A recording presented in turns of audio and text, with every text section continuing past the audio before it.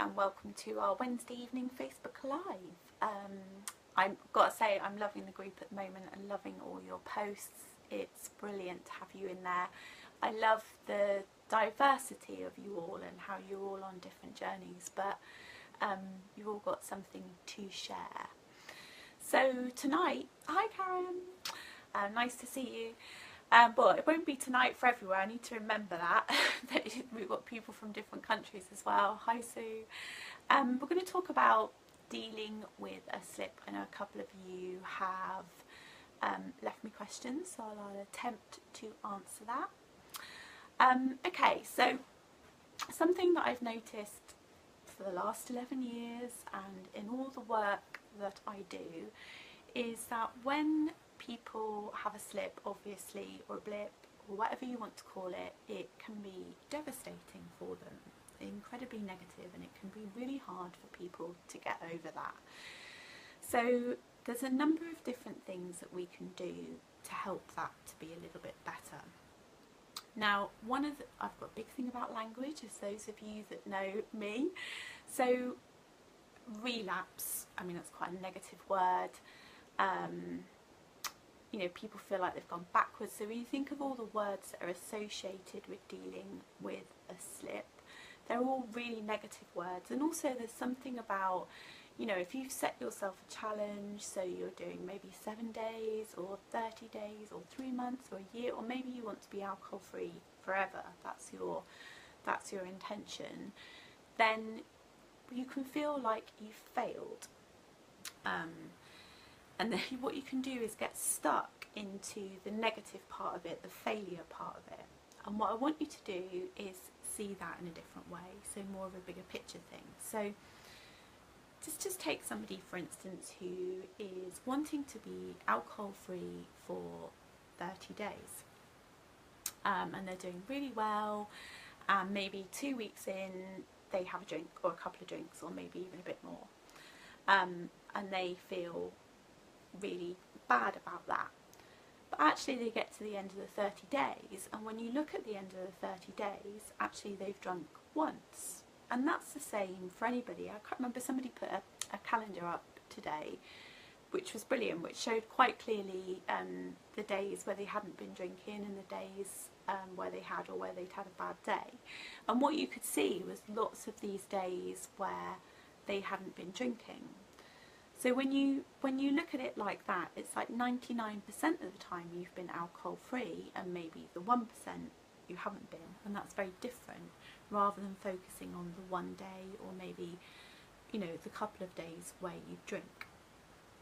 Now, I know that's a little bit of a trick, but that's something I want you to start thinking about and getting your head around, is about focusing on the positive. Now, think about other areas of your life. So think about your parenting, think about your family, think about your relationships, think about your work. Now, no one is perfect. That's a pleasure. It's in your calendar. Hi Alison. So no one is perfect, okay? None of us are perfect. We're not, and no areas of our life are perfect. We are all a work in progress, and we all make mistakes, and we all make mistakes in every area of our life. And what we do when we make mistakes is we learn from them. So with our parenting, we'll take work for instance. You know, maybe if you look at your last month at work, there will be things that haven't worked out very well at work, or maybe there's been mistakes or something that's gone wrong. The chances are you haven't made that big an issue out of those things. The same with the parenting. Now, if you did, imagine how awful your life would be if you focused on all those things that went wrong in every area of your life. So when you look at it like that, it's slightly different. So why are you giving yourself a hard time with the alcohol stuff? Because actually it's quite hard, you know, it's everywhere, lots of people drink. So a couple of little tips there. The other thing I want you to watch out for is, say you're doing 30 days, 3 months, however long you want to do, and you do have a drink. The other thing to watch out for is the in for a penny, in for a pound thinking, you know, I've had a slice of cake, I'm going to eat the whole cake. and then before you know it, you're into a full blown binge. So if you can get into the habit of stopping yourself, so it's like damage limitation.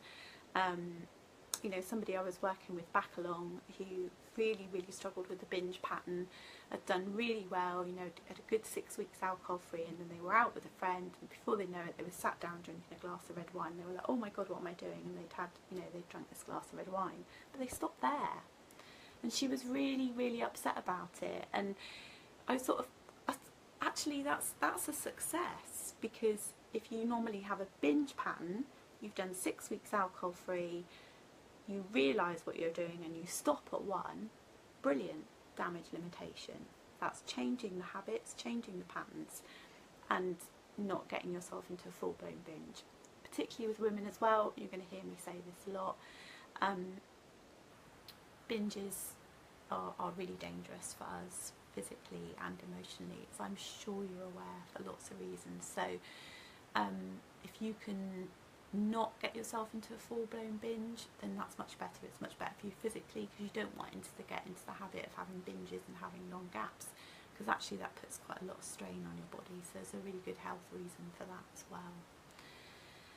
Okay, so if you insist on giving yourself a hard time, so you've had the blip, giving yourself a hard time, I want you to really start unpicking that. So we've talked about thinking about the bigger picture. We understand that, you know, say you've done 30 days and maybe you've had a couple of drinks, and actually, realistically, come on, that's really good. So then why are you still giving yourself a hard time? What's that about? I think as women, there's something about punishing ourselves sometimes and giving ourselves a hard time. So I really want you to watch out for that. Is it easy for you to give yourself a hard time, to find an excuse to give yourself a hard time? Start paying attention to your thinking and ask yourself, what is that about? If you do that, how long are you going to do that for? Put a time limit on it and stop. I would say one day. You know, if you've had a blip and you feel terrible, do what you need to do to get over it. Watch films, eat crisps, go to bed, hang out with a friend, whatever you need to do to get over it, and then get back on track. So if this happens regularly, well, not regularly, but say you're someone that set yourself quite a big challenge in terms of not drinking, and then there's blips that happen and it's really annoying you and you don't know why, have a look and see if there is a pattern there. Is it about your time in the month? Now, quite a lot of women will say that they struggle at certain times of the month when they have their period. Maybe they struggle with PMT, with their hormones. We're a little bit more emotional before our periods, as we all know, so then things are a little bit more difficult. You know, is it stressful situations, so you struggle to deal with stress? Is it because you're tired? You know, it's all those emotional triggers, overwhelm, stuff like that. You will know what it is for you, and sometimes there isn't a reason. It really is, it just is that simple. So for instance, you know, sometimes what can happen is it's environment. So in a certain environment, obviously you're in a pub, really easy place for that to happen. So if you really don't want to drink, and you really, you know, can't drink, say you're someone that has to be abstinent because it has some quite serious repercussions for you, then I highly recommend you stay away from pubs for a while, because let's face it, there's a lot of alcohol in there, let's be honest about it. So environment can really be a factor around the blip, but also certain people, as some of you will be aware, and we've talked about this a bit, certain people will be people that you have a really strong association with drinking with, and they will be the ones that really, you know, they're the ones that will not take no for an answer, and actually it's really difficult to say no, and before you know it, you've got a glass of wine in your hand or something like that. So it's being aware of the environments that you struggle with and the people that you struggle with, and if you can just give yourself a longer gap, because the more time you have alcohol free, the easier it is for you to deal with those situations, the stronger you feel. Also, if you know that just before your period it's harder for you, that's the other thing to be aware of as well. Now, I'm not a whiz on hormones. for ladies of a certain age. Shelley Chapman will know about this, and if we need to, we'll get somebody in for our younger ladies. But there are supplements that you can take, and there are things that you can do around your diet that can help as well with your hormones. But if it is stress, you know, if you drink when you're stressed, you know, what's the source of the stress? Is it something that you can sort out? Or is it just a life situation that's really, really difficult, in which case that's tough. You know, if it's a life situation that's difficult, it's figuring out, you know, can you accept it? If there's nothing you can do about it, you know, for instance, if you have a sick relative or a difficult child, things like that, that can be a very stressful situation, and it can be quite hard to not drink with those types of emotions at certain times of the month. In those situations, you really do need to get support, and get as much support as you can to help yourself. As you know, alcohol free will make all these situations easier. And then also finding things that you can do that help with your stress to help you manage that situation. Now, I have waffled on a lot, and I've covered quite a lot as well about dealing with a blip. It is very individual, but the important thing is I really want you to focus on the positive. So the big thing for me, as I'm sure you're aware, ladies, is that the less you drink, the better you feel. And if that means that you don't drink during the week and you only have a little bit at the weekends, brilliant. You know, there's, as I've said before, I don't mind if you're just reducing and doing the odd alcohol-free few days, or whether you're not drinking at all, makes no difference to me. The less you drink, the healthier you are, and it really is about how many problems it causes in your life. So if you're someone that gets really negative about a blip, I want you to watch this video and figure out, are there things in there that maybe you can do something with, and then if you need to ask me more questions, then do ask me more questions. The big thing is not staying in that negative feeling. It's not going to help you. Hi Sophia, hi Nicola. It's not going to help you. It's in the past, you can't change it, and this is the big one. So if you have a blip and you feel really negative, you can't change it. So what's the point in beating yourself up? There is no point. And why are you beating yourself up? I really want you to ask yourself that. So stop, move on, focus on today, focus on the now, sort yourself out, and move on. Okay? If you're struggling with that, use the group for some support. We will give you lots of motivation and encouragement. And then when you're ready, when you're not feeling so negative about it, unpick it. What happened? Is there anything you need to learn so that you can watch out for it next time?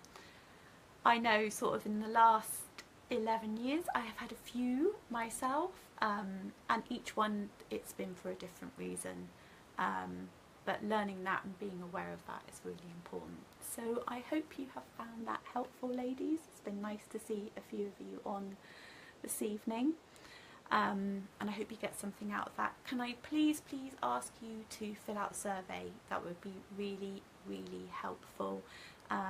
Obviously I want to make sure that I'm providing what you need in this group. So fill out the survey for me, and if you've got any other suggestions, let me know. I might not be able to do everything, but you never know. Oh, thanks Sophia. I'm looking really well. I feel well, actually. I do feel very well. I'm sure most of us do when we're not drinking. Anyway, that's it for this evening, and I will see you all soon. Thanks ladies, bye!